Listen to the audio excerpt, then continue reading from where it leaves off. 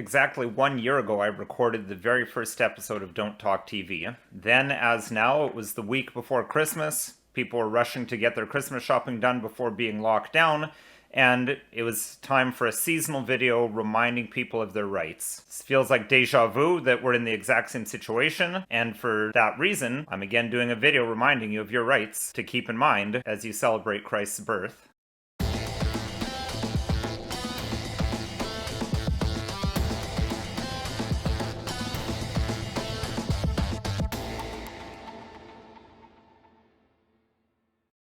Hello, my name is Nicholas Wansbutter. I'm a criminal defense lawyer in Stratford, Ontario, Canada, and welcome to Don't Talk TV.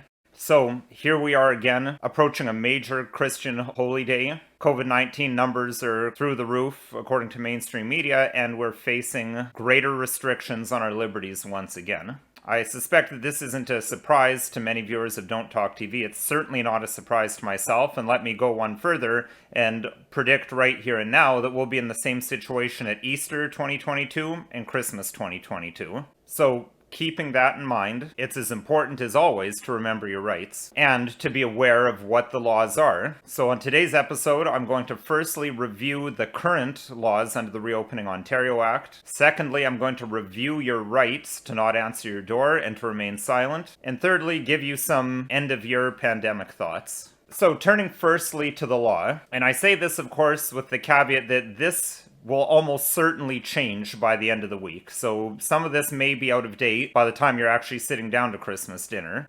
But I can only review the law that we actually have in our hands right now. Just following on my video last week talking about travel rules, I said it'll probably change. Here's another indication that it will from December 19th. Headline from Global News. High risk that border rules may change abroad, stranding Canadians. So they have Minister Algabra here talking about the fact that there's a high risk that countries may change their border rules as the Omicron variant of COVID-19 spreads, potentially leaving Canadians that opted to travel stranded abroad. For my money, the government is telling you they're going to close the border and you're going to be stranded abroad if you choose to travel. I expect last week's travel episode to be invalid very soon. They're telling us that it will be. Furthermore, we can see what's happening in other provinces. Quebec, here is reported by CBC on December the 20th. They've shut down schools, bars, gyms, and more. I expect similar to happen in Ontario very shortly. For the most up-to-date information on Ontario's current laws, we have Reopening Ontario Act 2020, Regulation 364/20, the most recent update being December 19th, 2021. Now, just pause briefly. A lot of people, I see them repeating the mantra, mandates are not laws. Well, that's true. A mandate is not a law. However, we're not talking about mandates here. This is law. It's a regulation. A regulation is a law. Now, governance by constantly updating regulations rather than passing actual statutes, I think is highly problematic, but we're not here to debate that right now. I just want to tell you what is the law right now so that you can make informed decisions of what you want to do at Christmas time. This channel is not about telling people what to do, it's about arming you with the information to make your own informed decision. Now, I think most people are aware of the fact that the law has been changed such that businesses can only have 50% of their capacity inside the store at any one time. But what I want to focus on is Schedule 3, pertaining to organized public events and certain gatherings. As we can see here, on December 19th, 2021, the following came into effect. No person shall attend a social gathering of more than 10 people if the event is held indoors, or of 25 people if the event is held outdoors. Similarly, a social gathering associated with a wedding, a funeral, or religious service that has more than 10 people if the event is held indoors, or 25 people if the event is held outdoors. That gives you an idea of what sort of behavior could potentially result in legal sanctions. Now, I know some people were upset by my explanation of the law last week and describing what's required to fly. Again, personally, and Don't Talk TV, I'm all about giving people the truth, even if that truth is uncomfortable, so that you can make your own informed decision. I don't believe in sugarcoating things or telling people what I think they want to hear. So let's talk about some of the rights you have that I think are very important to keep in mind. This goes back to episode 1 of Don't Talk TV. My first point being that you have the right to not answer your door. The police can pound on your door and ring the doorbell all they want. you do not have a duty to answer the door. Therefore, it is not an offense to simply decline to answer your door. Now, if they have a search warrant, you have to let them in, but they have to advise you that they have a search warrant. Connected to this is the right to remain silent. This channel is called Don't Talk TV because my mantra is don't talk to the police, don't talk to agents of the state. Section 7 of the Charter of Rights and Freedoms guarantees you the right to life, liberty, and security of the person, and that includes the right not to incriminate yourself.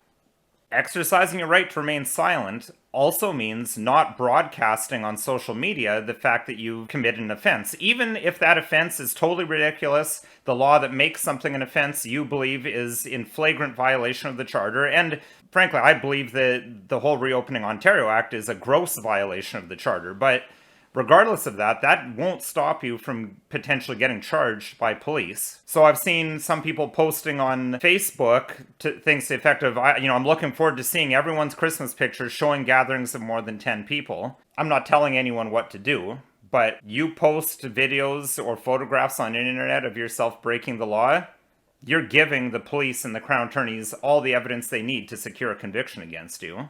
Now, in response to that view, it was pointed out to me that last year, MPP Randy Hillier had a big Christmas gathering, posted pictures on social media, and that Ontario Police said that they can't lay charges solely on a photo in regards to MPP Christmas gathering. Here it says, a picture isn't enough to lay charges according to police in Ontario in regards to a Christmas gathering held by a provincial politician that violated public health rules. Now, while I'm glad to see the Ontario Provincial Police taking that position, I could certainly see other police services taking a different view.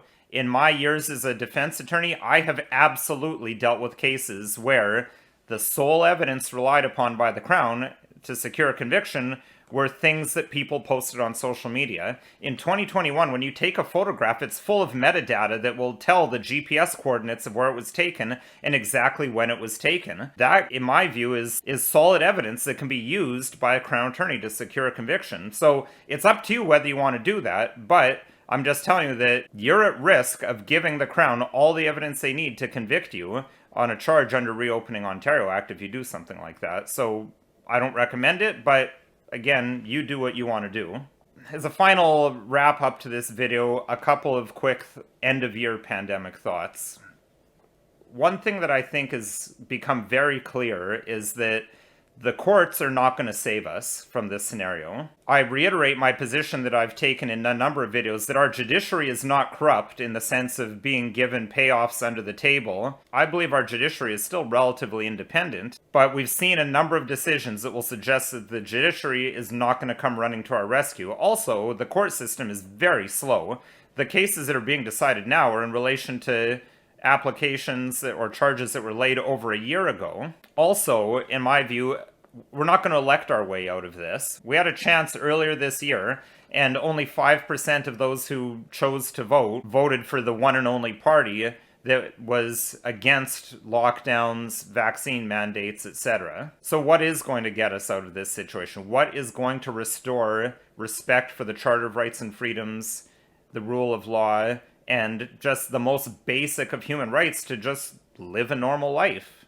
In my view, people simply living that normal life is how it's going to happen. If everyone in Canada just started living their lives like it was 2019, all of these laws would come to an end. And frankly, I suspect that the government would probably try to say it was their idea to remove all restrictions because the pandemic was now over. That's just a philosophical position of mine. This video is not legal advice. If you need legal advice, contact a lawyer. You can call another lawyer or myself. My 1-855 number and website are listed below. I hope to be starting to take new clients again in the new year. And if there's show topics you'd like to see me cover, please send an email to the email address listed below or leave a comment in the comment section. And if you found this video at all interesting, helpful, or informative, please consider liking, sharing, subscribing, and following us on social media. And again, if you're watching on YouTube, remember we're also on Rumble and Odyssey.